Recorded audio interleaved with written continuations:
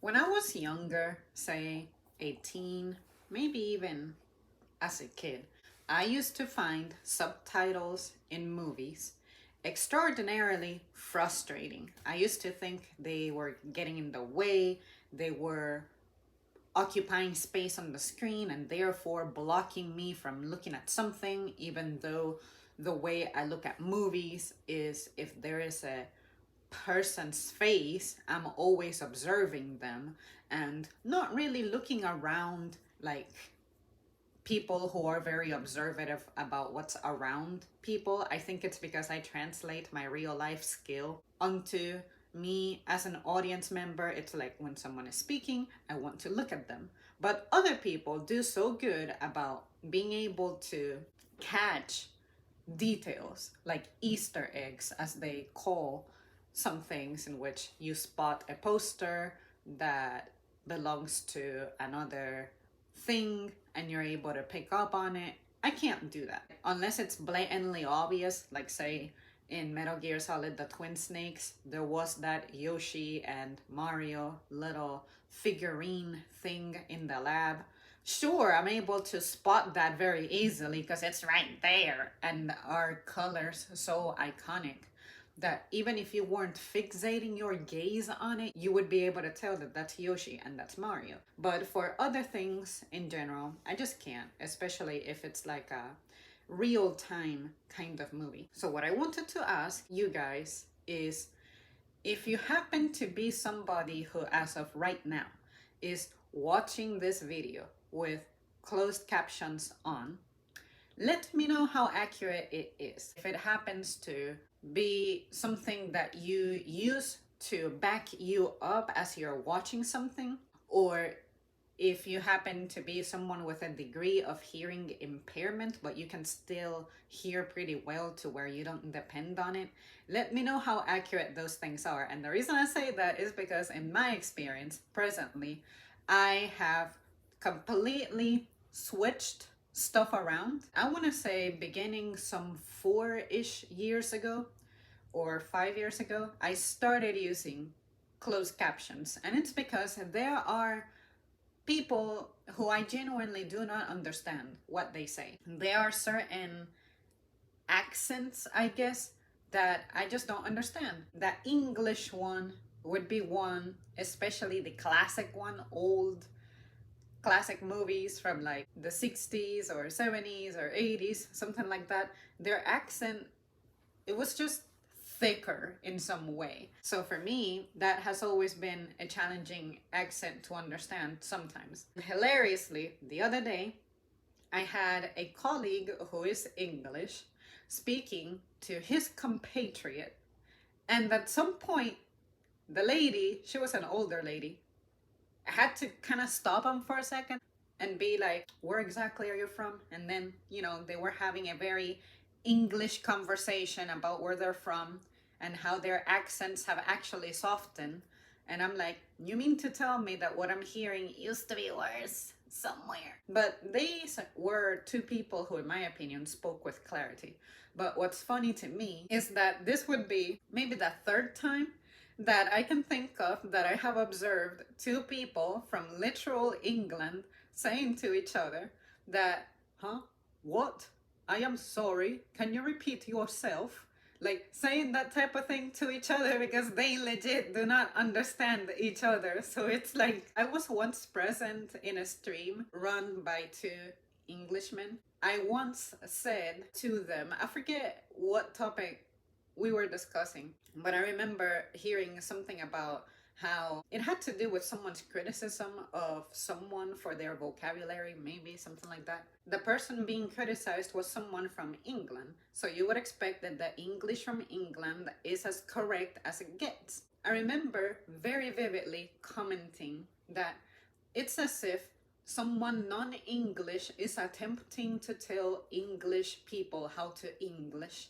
One of the individuals in the stream, when they read out my comment, they said, actually, even here in England, we be telling other English people how to English. So I thought it was funny, but I also think it's just extra funny when you happen to be dealing with your own countryman and you still struggle to understand each other. Even within a country, there's going to be sub variations of accents. When I watch videos on YouTube that have the closed captions, I have a blast sometimes because I'm guessing these are automatically generated in some instances. I never compose the little script that some people do for closed captions to release into the wild when you push the button. I think you have the option of actually producing your transcript and somehow uploading it into your video, and when you hit closed caption, that's actually what is going to feed the captioning.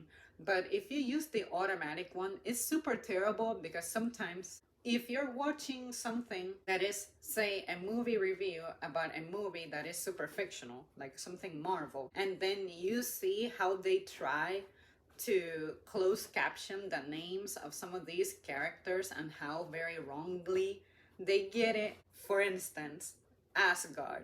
If you were to feed that to the stupid closed captions, this thing will probably spell ASS space GUARD. Guard. Asgard, when it's supposed to be ASGARD. Maybe in the comics, that's actually the joke. Maybe that's what inspired the person. Oh, the Asgardians are the people who are going to guard your ass if you get in trouble. Or something like that. Maybe that's what inspired the original writer or something. We might never know. But see what I mean? I'm just saying that I have examples of the closed captions doing terribly funny things. And now I'm wondering if you guys have examples of your own, because unfortunately, I just cannot provide any at the moment. I would have to start screenshotting. I'm just sad that this idea only occurred to me yesterday, and that as a result, I haven't really had the time to be watching things actively and catching those mistakes on the screen. Nowadays, the kind of content that I tune into happens to be the kind that you can walk away from and you don't really have to be watching the screen. But occasionally, when there is something that is, say, a bloopers reel of some sort, you do have to watch those sometimes. And then I be seeing what the subtitles be reading, and I'm like, what? So hopefully it would capture on the screenshot the subtitles, because sometimes, depending on what website you're using, sometimes the screen will just black out if you try to screenshot it. I'm guessing it's like a copyright kind of thing. For those of you who use closed captions, are you, if you don't mind sharing, genuinely hearing impaired? Do you use it to supplement your, I guess, attention? Because for me, the reason I started using them, it was, of course, for those English accents that were super difficult for me to understand. The Australian accent, to me, is easier to understand than the English one. I don't know why. It used to be the other way around when I was like a kid. I used to think that the Australian one was a little too extra for me, but now somehow that one I've been able to dig into it better. And of course, technically me saying Australian accent is wrong because there's many regions and stuff. But you get the point. If you were to say British accent, you get what people are saying. It's that version of English versus the American one. But me personally, as an American, I cannot even distinguish between Canadian and American English sometimes. So it's not even necessarily dependent on that. And what do Hawaiians actually sound like? They might sound a whole lot different. But anyway, for those of you closed captioneers, just know that I'm right there with you. I have a degree of hearing loss going on. I have begun to notice beginning some 4 years ago, but back in 2012, I vividly remember I had my first significant tinnitus episode in which my right ear was ringing for about 2 days. And it wasn't like a really loud ring, it was just something that I could just tell. And after that, I observed that my hearing was never the same, especially on my right ear. And a lot of people I know in person do have trouble hearing. And sometimes I think, well, we gotta consider where we're at. Our store is pretty noisy, so maybe we're combating against all that ambient noise, so maybe our hearing is not as bad as we think. I have been observing that amongst us, we're actually losing our hearing a whole lot younger these days. And that, if you ask me, worries me a little bit. But yeah, you guys, I thought I would share that. If you have any hilarious encounters with closed captions, please remember to share it with me, because I'm gonna keep an eye out as best as I can. And I'm gonna try to remember to screenshot it. And then I'll just put them together in a video and be like, hey guys, so I have a compilation of the closed captions tripping. And me personally, beginning 4 years ago, I treated it as subtitles.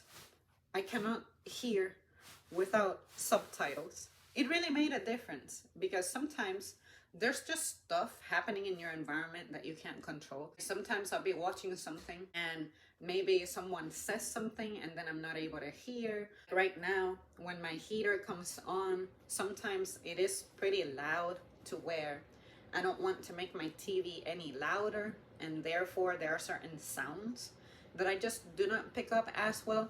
I don't think that there's anything wrong with the mixing of audio in the movie. I think it's more of the environment is acting against me. But as a kid, I remember thinking, okay, subtitles are nice in the movie theater because the movie theater is just loud and some sounds just don't come off as clear. But overall, I used to not like their presence on the screen because I thought it was distracting. But now it's like, I miss them. My friends, my subtitles. I need them. I cannot hear without you. It makes me wonder now, for any individual who may be visually impaired, who is also hearing impaired. Now I would wonder how you do it, because it's like, I cannot see the subtitles that help me hear. So what would that be like? I'm glad that that little survey that you guys observed, which I picked the right answer. Somehow I guessed that the number would be a whole lot smaller than I would think. I had seen comments in other people's channels that requested closed captions because they were deaf watchers. And then I thought, oh my God, I have never considered that there may be individuals indulging in online content who do not have hearing. And in other cases, I tried to wonder what it's like for a blind person to try to use this. Sure, they have accessibility options on the phone, but what is that experience truly like, that you cannot reinforce what you're hearing with sight? You know, it's pretty interesting. And disability topics are always topics that are going to interest me, because I always think of, we're all one accident away from becoming disabled and our lives changing. So why wouldn't you at the very least become knowledgeable of that, especially to be able to help someone who may go through that accommodate themselves a little better in life? So yeah, you guys know me, I'm like curious across the spectrum. But yeah, seriously, if you're a closed captioner, identify yourself and let me know if your experience is a pretty clean one. If you watch content from a channel that's pretty big and established, I feel like that's why they have editors. They pay people like this. They have a team to be able to provide top-notch kind of closed captions. But sometimes it's disastrous how many spelling errors there are. The grammar is non-existent. It's just pitiful. Thank you so much for tuning in, and I'll see you soon.